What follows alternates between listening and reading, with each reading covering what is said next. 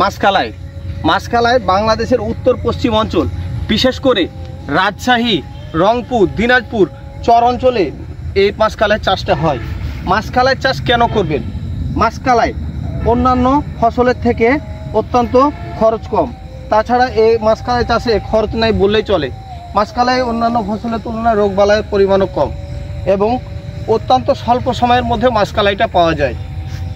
এই মাসকালাই থেকে আপনারা যারা বিশেষ করে গ্রামে বাস করেন তারা হয়তো জানেন যে মাসকালাইয়ের বড়ি কত সুস্বাদু। মাসকালাইয়ের বড়ি অনেক সুস্বাদু।